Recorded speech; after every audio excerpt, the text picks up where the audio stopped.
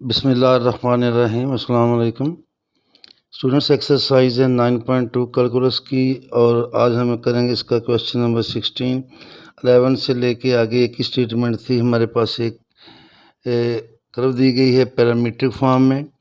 x is equal to t का cube root है और y is equal to t का क्यूब रूट माइनस टी है। तीन चीज़ें हमने इसमें फाइंड करनी है। नंबर 1 ये है कि वो पॉइंट फाइंड करने हैं जहाँ पे tangent line is either horizontal और वर्टिकल। तो जहाँ पे टेंजेंट लाइंस हॉरिजॉन्टल हैं वो वाले पॉइंट भी फाइंड करने हैं, जहाँ पे वर्टिकल हैं वो वाले पॉइंट भी। ये ए पार्ट है। बी पार्ट है हमने d2y/dx के यानी y का डबल डेरिवेटिव फाइंड करना है रिस्पेक्ट टू x। और सी पार्ट में हमने क्या करना है, इसको स्केच करना है। तो स्टार्ट करते हैं। हम इसको इस तरह लिख लेते हैं, इट इम्प्लाइज दैट, ज़रा इस तरह इजी हो जाएगा, t की पावर 1/3 और y भी आएगा t की पावर 1/3 माइनस टी। तो डेरिवेटिव लेते हैं।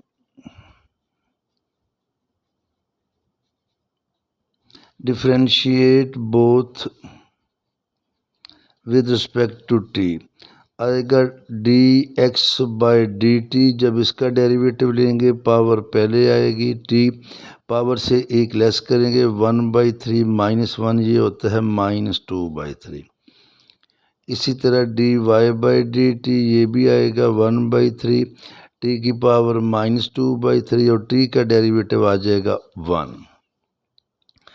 इसको हम इस तरह लिख लेते हैं 1/3 t की पावर 2/3 और ये भी आएगा 1/3 t की power 2/3 minus 1।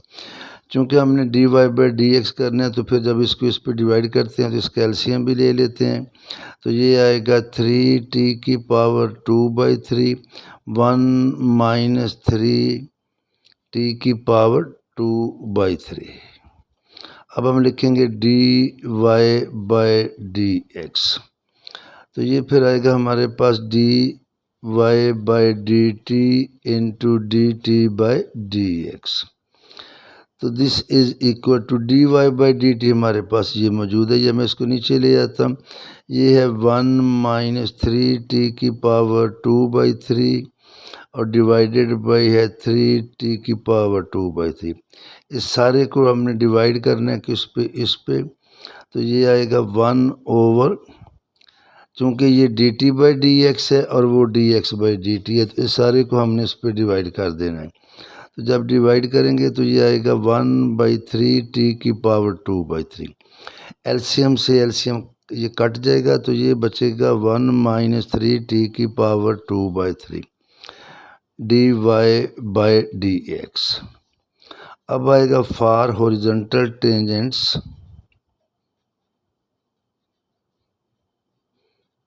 For horizontal tangent lines मैंने लिख दी है। y डैश ये जो है ये इक्वल टू 0 होगा।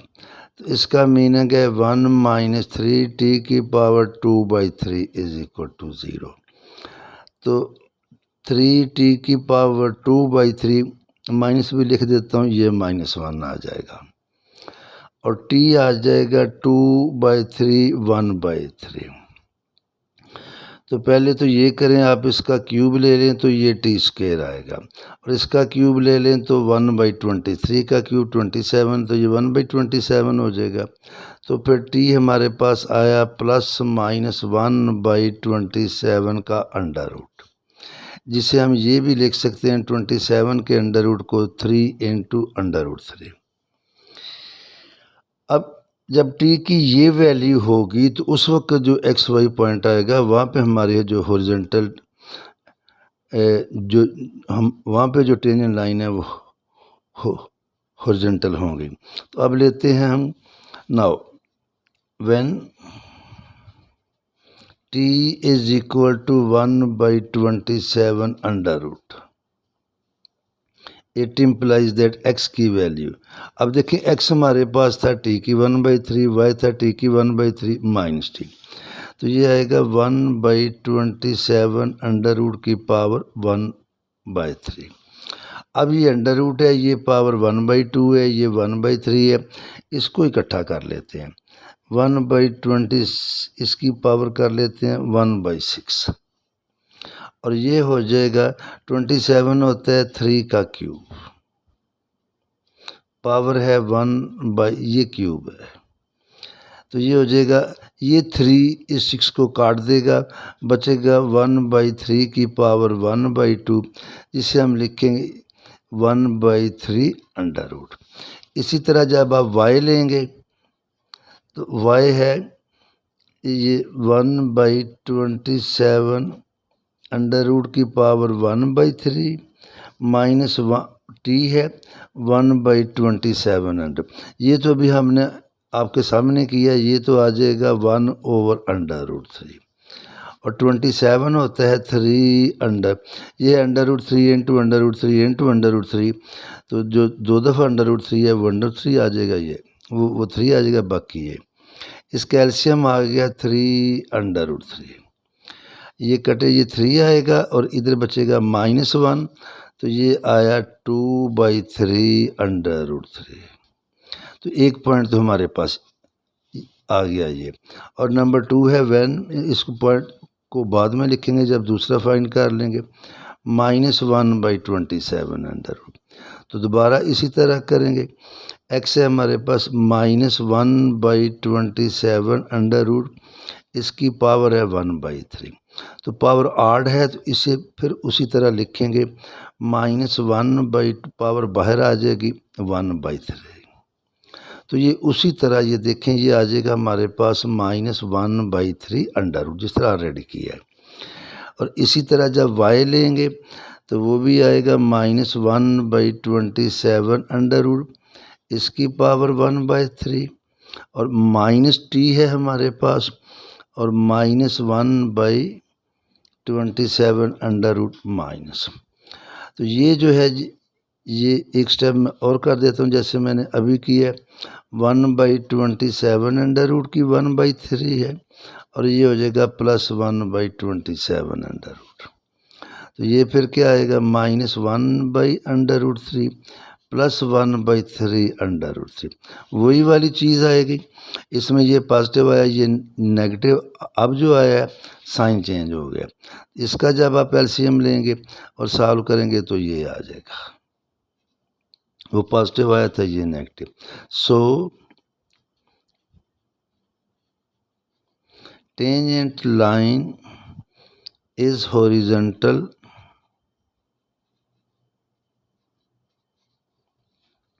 एट पॉइंट्स,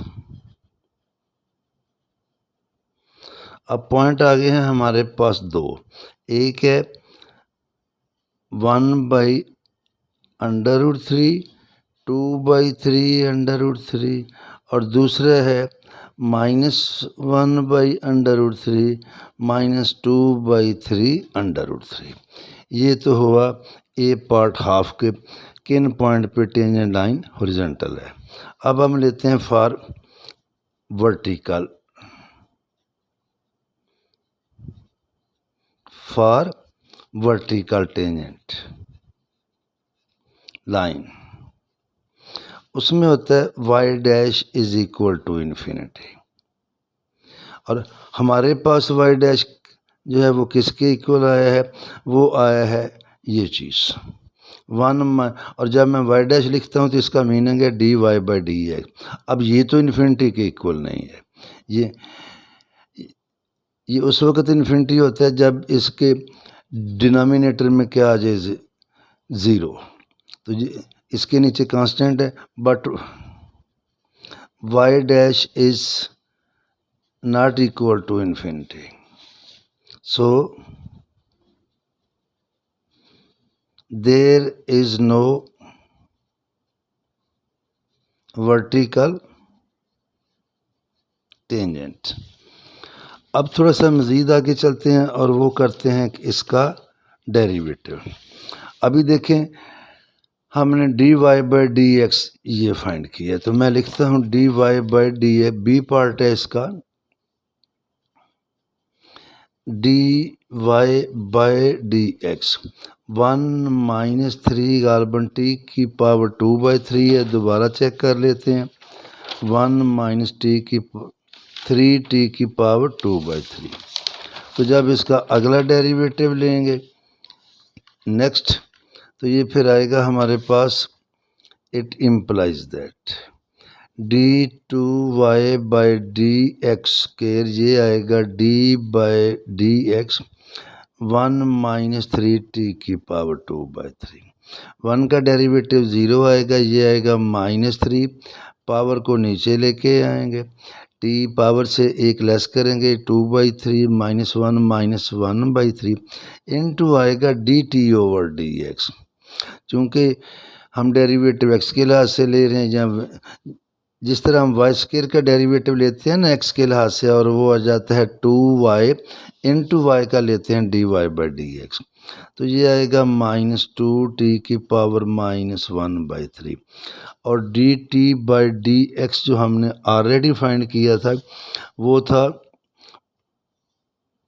ये आ जाएगा 1/, पहले हमने फाइंड किया था dx/dt, अब है dt/dx, तो इसको उल्टाएंगे 1/3t की पावर -2/3। ये 3 ऊपर जाएगा, ये आएगा -6, और ये जो है t की पावर -1/3, ये पावर भी जाएगी ऊपर, प्लस हो जाएगी 2/3। तो ये फिर हमारे पास आ जाएगा -6t की पावर 1/3। फिर है सी पार्ट, इसको स्केच करना है। सी पार्ट स्केच करने के लिए मैं ज़रा क्वेश्चन को दोबारा लिख दूं। x था हमारे पास t की पावर 1/3, y था t की पावर 1/3 -t, और क्वेश्चन में t इन r ये दिया हुआ है। तो देखिए अगर t 0 ले लें तो x क्या आएगा हमारे पास 0, और y भी आएगा 0। बल्कि अगर ये मैं मेथड ही छोड़ देता हूँ, मैं इसको कार्टीजियन में कन्वर्ट कर लेता हूँ।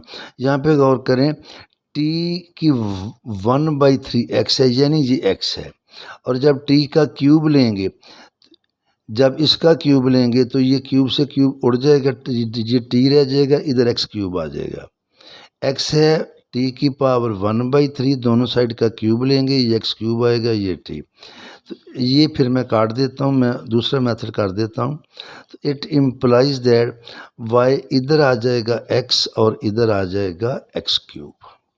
बजाय ऐसी वैल्यूज़ आएँ आप 2 पुट करें, 2 की पावर 1/3, वो हमें कैलकुलेटर फिर यूज़ करना पड़ेगा, 3 की पावर 1/3 वो लंबी बात है। तो अब इसको मैं लेता हूँ, यहाँ देखिए, मैं अगर या तो टेबल बना लें, या मैंने टेबल नहीं बनाया तो मैं लिखता हूँ, अगर x 0 है तो y 0 आएगा।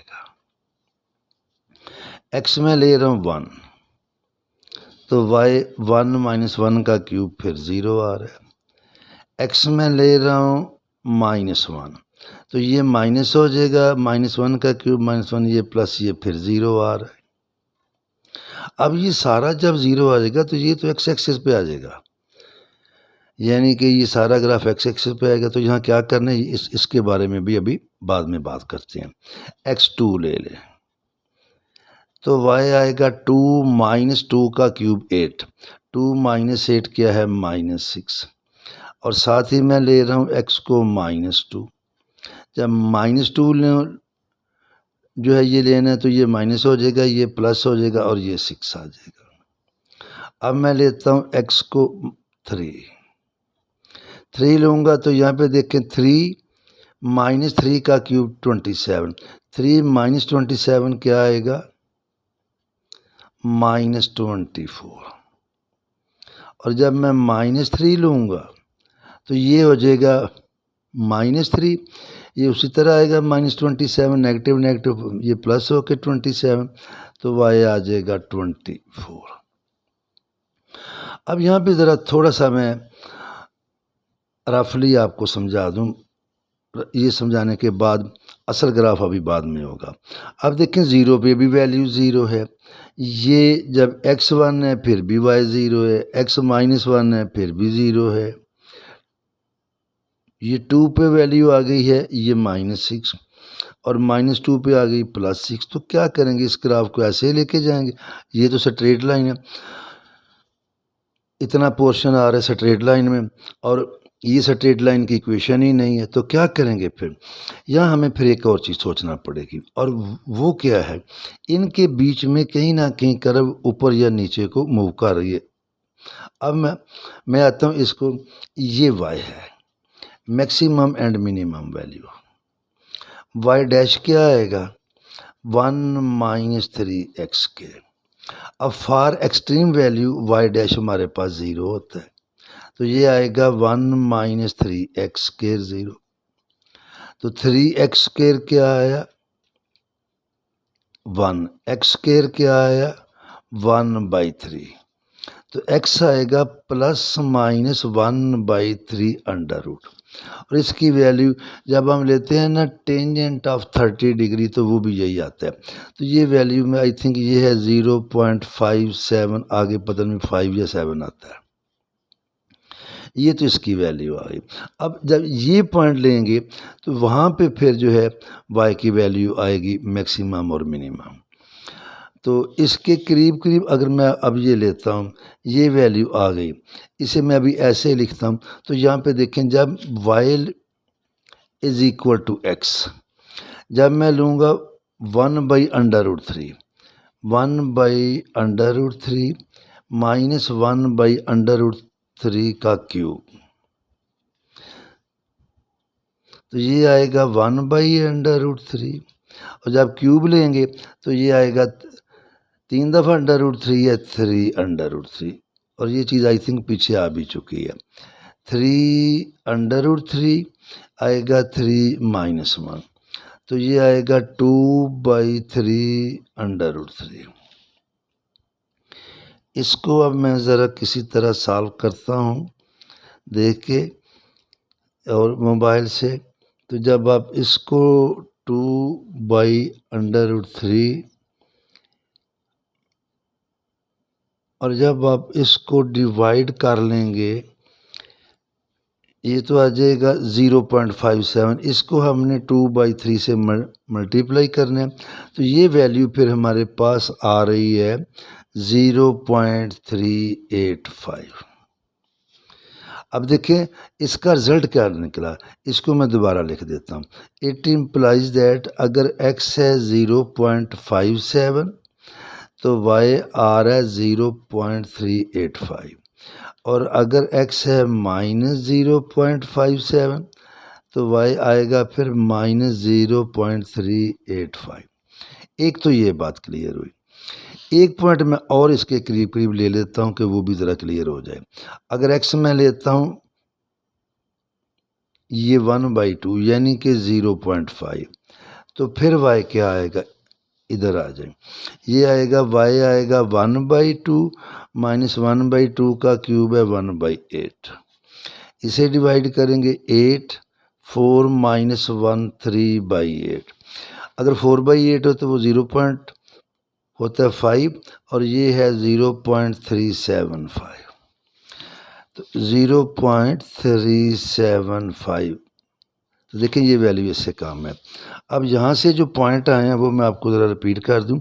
एक आएगा 0 0, फिर आएगा 1 0 -1 0, ये पॉइंट आएगा 2 - 6, फिर आएगा -2 6, फिर आएगा 3 - 24 -3 + 24, ये आएगा 0.57 पे, इसकी वैल्यू आ रही है 0.385।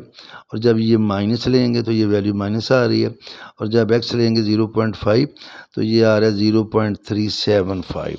अब हम इन सब पॉइंट को ड्रा करते हैं, लोकेट करते हैं यहाँ पे। तो ये हमारे पास है, इसका x एक्सिस है, ये y एक्सिस है, आपको नज़र आ रहा होगा।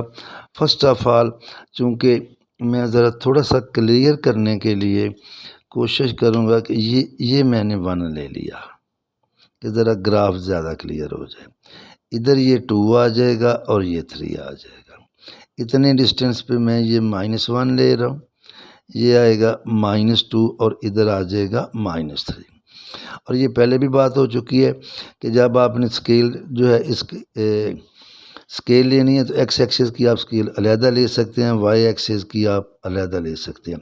अब यहाँ पे तकरीबन जो मैंने लिया है ये कह लें कि अगर मैं इसी की बात करूं तो आप कह लें कि एक्स एक्सिस पे 0.75 इंचज़ को मैंने क्या ले लिया 1। अदरवाइज जब आप ग्राफ पेपर लेंगे तो उधर होते हैं वो स्मॉल स्क्वायर, तो आप ये भी ले लेते हैं 2 square is equal to 1, 3 square is equal to 1, 4। और जब इधर मैंने जाना है तो यहाँ वैल्यू जो है ये आ रही हैं ज़्यादा, ये 24 भी आ रही है। तो यहाँ पे मैं फिर इधर हम ये कर लेते हैं 2, ये 4, ये 6 और 8 एंड सो ऑन। इसी तरह नीचे आएंगे तो ये -2 हो जाएगा, -4 हो जाएगा, सो ऑन। ये ओरिजिन है हमारा। तो एक पॉइंट तो आया था 0 0, 1 पे भी 0 है, -1, 3 पॉइंट तो ये आ गए हैं। फिर है 2 पे वैल्यू है -6, तो ये 2 है, ये मैंने -2 लिया, -4 और ये वैल्यू आ गई -6। 3 पे जाके वैल्यू आ रही है 24, तो आप चाहें तो ये 2.5 भी ले सकते हैं जब वैल्यू बहुत ज़्यादा उसका डिफरेंस आ रहा हो। तो ये है 1 2 3 4 5 6 7 8 9 10 11 12, यहाँ जाके कि 12 आएंगे और 3 पे वैल्यू 12 2 24, ये यहाँ की आएगी। और इसी तरह जब इधर आएंगे -2 पे वैल्यू आ रही है +6, तो ये -2 है, ये वाली वैल्यू +6। और जब -3 पे जाएंगे तो जैसे मैं ये नीचे गया हूँ ऐसे ही हम इधर ऊपर जाएंगे। अब जो असल काम था वो देखें, ये वैल्यू है 0.5, 0.5 पे ये 1 है, ये 2 है, ये 1, तो ये तकरीबन ये यहाँ की आ रही वैल्यू। ये जब 0.5 है तो ये वैल्यू है, और जब 0.57 है तो इससे थोड़ी सी ऊपर है। इसी तरह जब इधर आएंगे नीचे -0.5 लेंगे तो ये वैल्यू थोड़ी सी इससे नीचे आएगी, जो कि मैंने नहीं लिया, आप वो भी ले लें जैसे ये दोनों है। और जब ये लेंगे 0.57 तो और थोड़ी सी नीचे आएगी। अब जब इसका ग्राफ ड्रा करेंगे, अगर आपने इसको मज़ीद क्लियर करना है तो आप इसको 1 कर लें, 2 कर लें, 3 कर लें, फिर 24 आगे चले जाएगा, कोई हर्ज नहीं। हम 24 को छोड़ देते हैं तो हम वैल्यू कहाँ तक ले लेंगे, 6 तक ले लेंगे, ये पॉसिबिलिटी भी है। अब मैंने इसका ग्राफ ड्रा करना है, तो ये देखें इन पॉइंट्स को मैं आपस में मिला दूंगा इस तरह करके। ये आएगा, ऐसे कर लें, ऐसे जाएगा, ऐसे यहाँ से होके ऐसे, फिर ये इधर आएगा, ये वो वैल्यू है 24 वाली, इधर एरो लगा देंगे और इसी तरह ये फिर ऊपर को जाएगा ऐसे।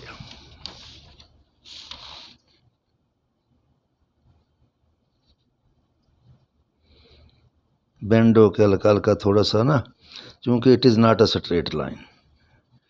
तो ये था इसका ग्राफ। और जो है ये जब मैंने ग्राफ ड्रा किया है तो मैंने क्या किया है कि मैंने वो जो इक्वेशन दी गई थी पैरामीट्रिक फॉर्म में, उनमें से टी को एलिमिनेट कर दिया और मैंने उसको कन्वर्ट कर दिया किस में, कार्टेशियन फॉर्म में। तो ये था हमारा क्वेश्चन नंबर 16। इंशाल्लाह ताला कल 17 भी करेंगे, मौका मिला तो इंशाल्लाह कल 18 भी करेंगे। अल्लाह हाफिज़।